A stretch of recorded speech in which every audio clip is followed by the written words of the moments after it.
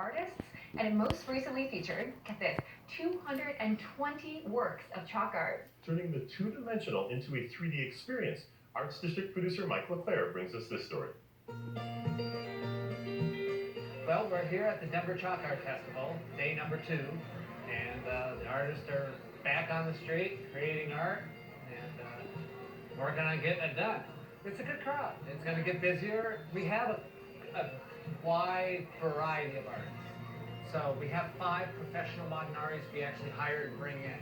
2 of them are internationally known, and 3 of them are local. And the rest of everybody, some are professional chalk artists, some are painters, some are sculptors, some are photographers.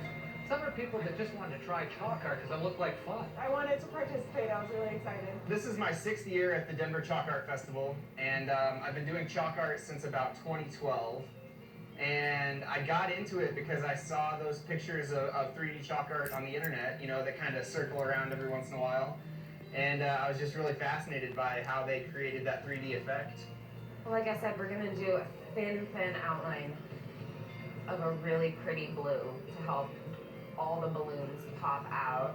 I'm looking for the 3D ones. I've seen that before, where it looks like almost a hole in the ground. The easiest way to do, and a lot of artists use this process as well, but to actually get your finished piece on a regular sheet of paper and then grid it, and then with that gridded picture, you measure out the space that you're going to do, that large space, snap line chalk, and create your grid, and that way you're only looking at small squares as you sketch out and draw your piece.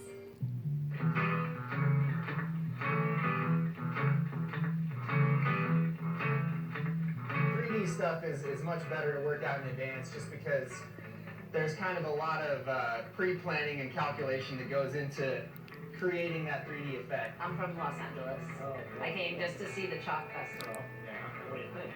It's absolutely beautiful. I do my outline and my base layer in tempera paint, and that's basically just like kids' classroom paint. I was hoping that I had there's not like a neon gray, you know what I mean? And there really isn't. I have a great neon green, but we don't have neon blue. What they're doing out there, they have beautiful bright colors. I love the themes.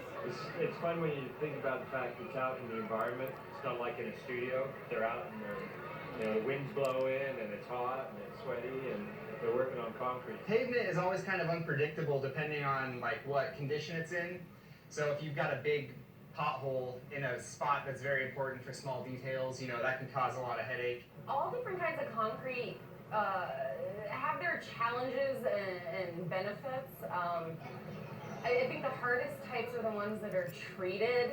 The chalk doesn't seem to want to stick to it. And believe it or not, having really rough asphalt or actual street tends to be the best. It has great teeth and it just kind of grabs onto the chalk for you. There are some effects that you can't get on certain surfaces, so you kind of have to plan accordingly. And then it's just a matter of how rough it's going to be on your hand. What does all this do to your body? I have to say, the Monday after doing a weekend of chalk, I love to tell people my everything hurts, from the tips of my toes to my hair. I feel broken right now because my body is all bruised, but it's worth it. The knees and the back are the bigger deal, you know, you gotta be real careful. I try to change positions frequently, and I've always got a pad under me so I'm not touching the ground directly. You know, really, chalk art is a performance art. I don't know, it's so invigorating just working with tons of people around who can see you work, and you hear their comments, just really uplifting. I like the human detail, when they have all the, when they add the eyes and the nose, and they have the glare, and they have all the human features and animal features.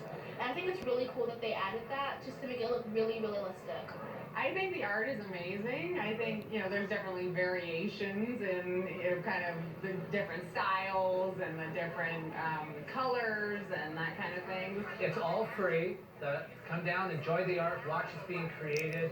We've got live bands, we've got great food, we've got beer, wine. Normally, I find myself at a point where I'll put my headphones in, play some music, and it's kind of weird. I almost feel like I fall into the artwork. I somehow tune out everything around me and I'll have a moment where I'll look up and realize that there's, you know, crowds of people just standing there watching what I'm doing. Their comments, their questions. It's wonderful. It's almost like a teaching experience.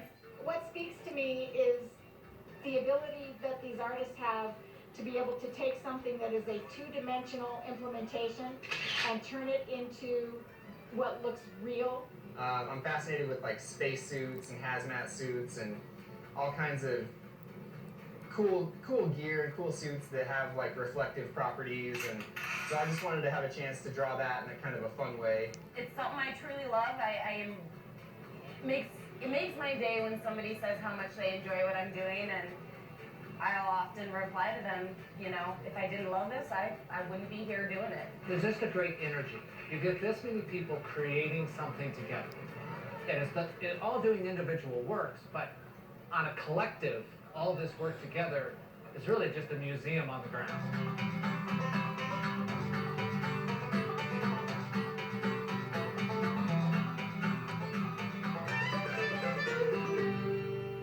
It is like performance art. The Chalk Arts Festival drew big crowds and sunny skies. Oh yeah, what a magical event. It is like entering a whole other world. It also looks kind of grueling to sit on that hot asphalt like under the sun all day.